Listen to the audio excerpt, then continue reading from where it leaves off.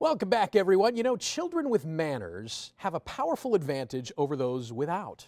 Turns out they make friends easier, they get along better with their teachers, and when the time comes, they achieve success in their careers. Not kidding. Our etiquette expert, Nancy Schnoebelen-Imms of Polished, is with us virtually to help your child shine with poise and confidence by mastering just a few must-have manners. First of all, thank you so much, Nancy, as always, for joining us.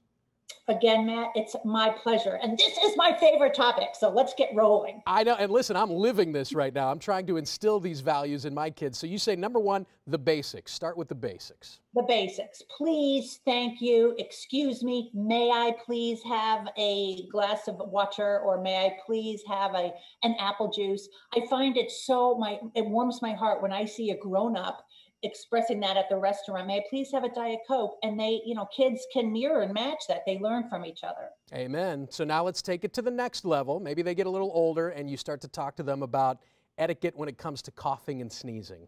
Tell the kids that germs are gross and we want to prevent others from getting infected. So covering your mouth when you sneeze, or perhaps using the inside of your elbow to cough or sneeze. These are things that we can teach our kids and reinforce it when they do it. We hear all too often about bad sportsmanship. How do we instill that sense of sportsmanship in our kids? Teaching a child how to win and how to lose is a skill and important life lesson. So congratulate the winners, and and not appear too boastful, and high five or elbow knock those who you didn't win, but they had a great effort. So show that balance. It's how you play the game, right? Not necessarily whether you win or lose. And then this is another critical one: basic table manners, right?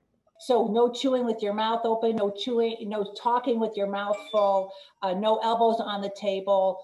Sit tall with your feet flat on the floor, things like that, just basic table manners. And before we let you go, I'm so glad you decided to include this one. It is more incumbent now, I think, on parents than ever to teach their kids about how they share the world with people with disabilities and what to do when they encounter them. Right.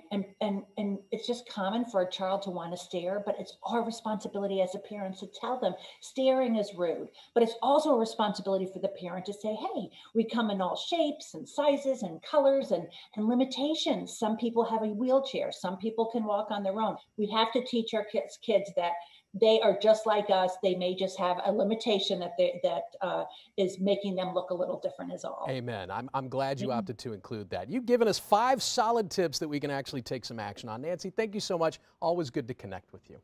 My pleasure, Matt.